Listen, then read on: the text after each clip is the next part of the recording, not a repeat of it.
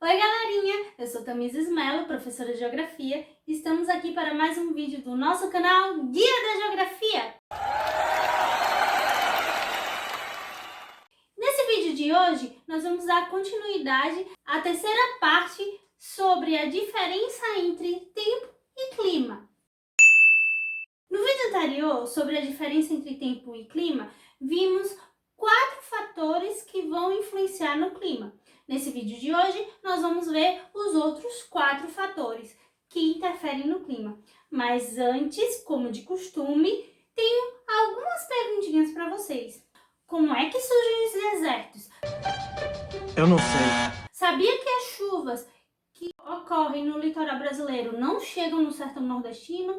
Então, de onde é que vêm essas chuvas do sertão nordestinos? Eu não sei. Bom, isso e muito mais que nós vamos ver nesse vídeo de hoje. Então, solta a vinheta!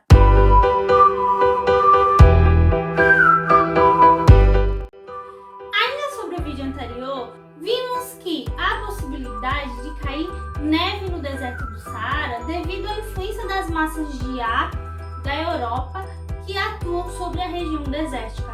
Mas o que são massas de ar? É isso que nós vamos ver nesse vídeo de hoje. Então, se você não assistiu a parte 1 e a parte 2 sobre qual a diferença entre tempo e clima, corre lá, assiste, volta pra cá pra gente dar continuidade e você ficar por dentro de tudo. E não esquece, se você não é inscrito no canal, se inscreve, curte, compartilha nossos vídeos para que muitos amigos seus conheçam mais curiosidades geográficas e dá aquela forcinha pra gente aqui no canal, certo? Então vamos lá conhecer o que são as massas de ar.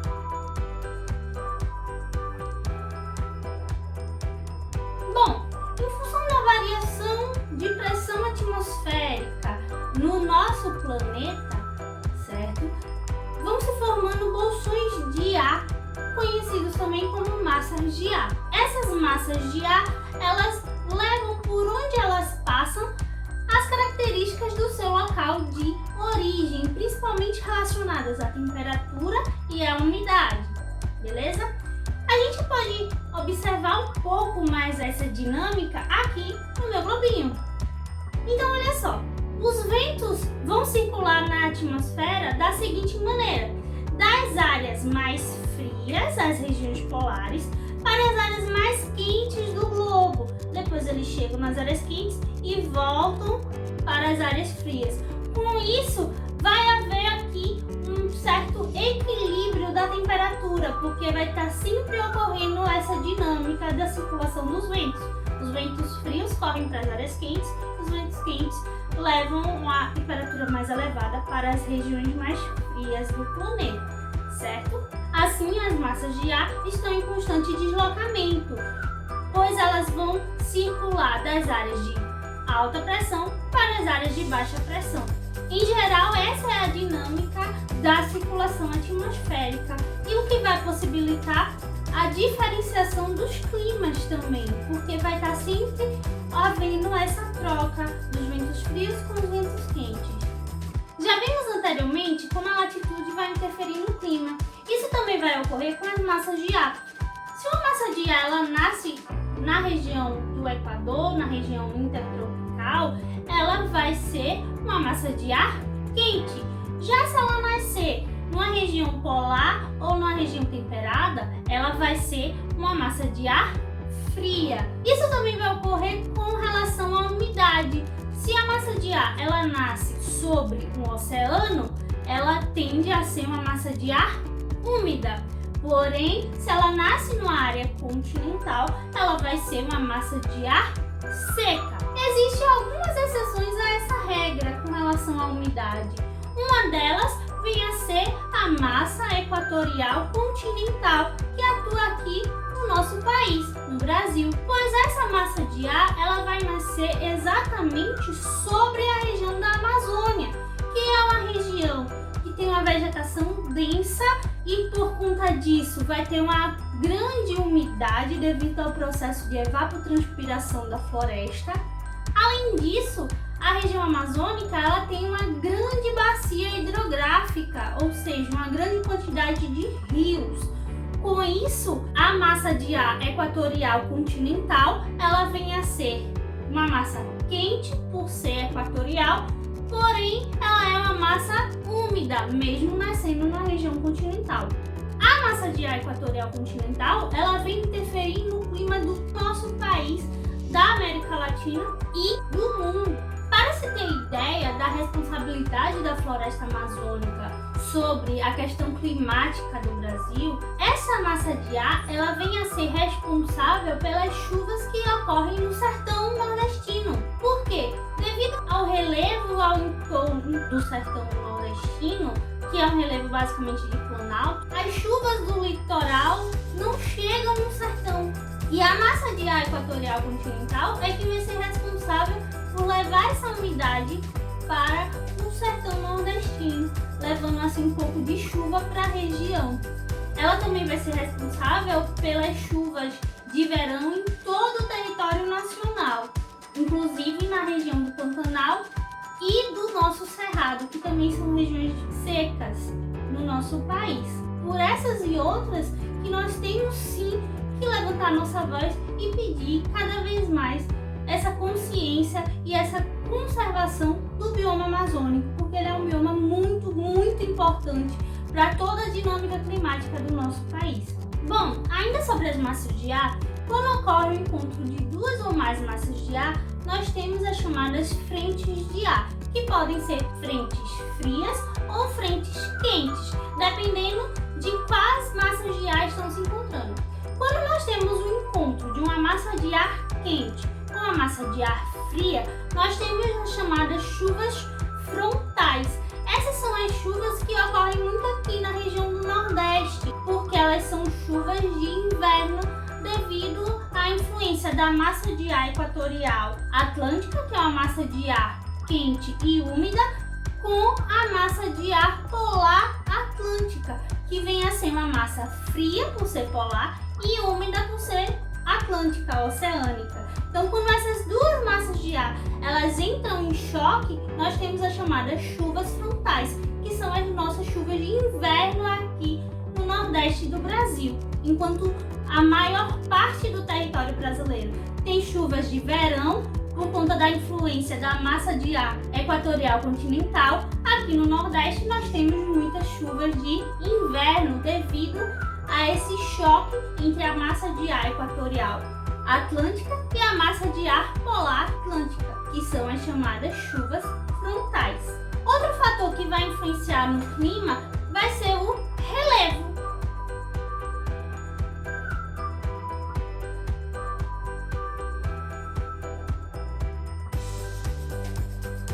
O relevo influencia no clima de duas maneiras.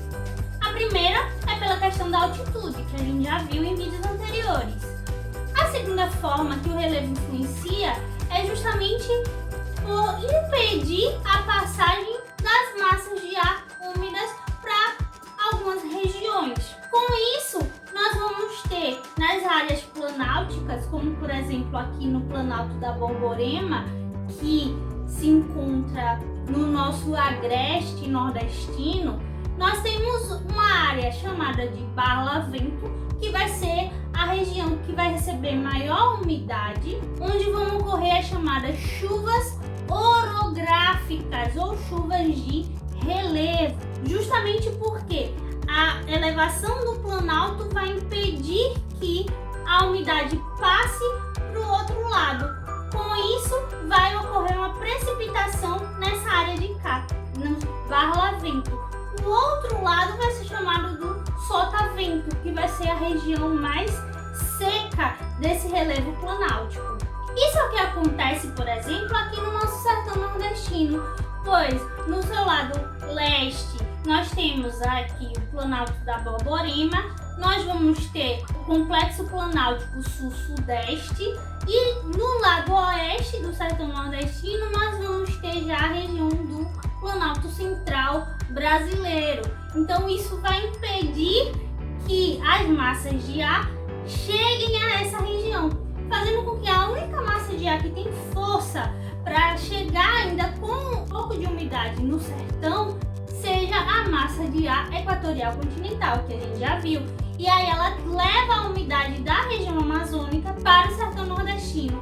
E quando ela vem com força, ela traz a chuva para o sertão.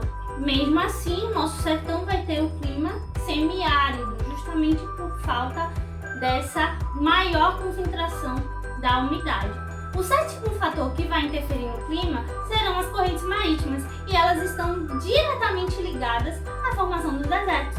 Mas como? Vamos ver agora.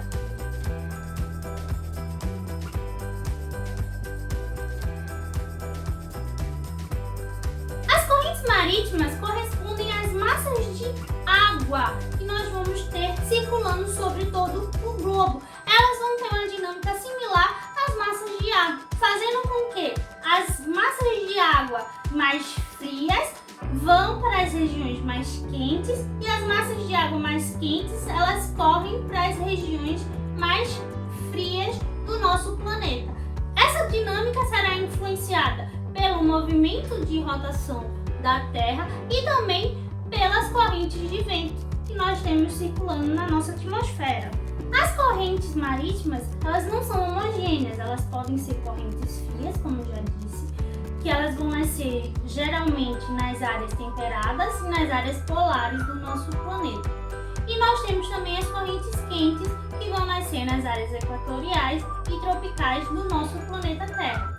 As correntes de água levadas pelas correntes marítimas possibilitam uma redistribuição das temperaturas no globo, impedindo que as áreas muito quentes fiquem cada vez mais quentes e as áreas muito frias cada vez mais frias. Mas como é que as correntes marítimas vão ser responsáveis pelos desertos? Bom, as correntes frias e secas, como por exemplo a corrente de Humboldt, que atua no Oceano Pacífico Sul, elas exercem influência direta na formação dos desertos, pois, por serem frias, há um menor processo de evaporação dessas águas. Com isso, elas tendem a ser mais secas e levar menos umidade para os continentes. Assim, por onde elas passam, geralmente há a formação de desertos, como por exemplo o deserto do Atacama no Chile e o próprio deserto do Saara na região norte da África. O último, mas não menos importante fator que irá interferir no clima vem a ser a vegetação.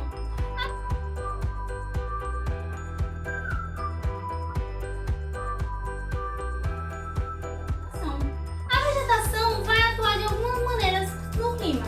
Primeiro, devido ao processo de evapotranspiração, que vai contribuir com o aumento da umidade no local.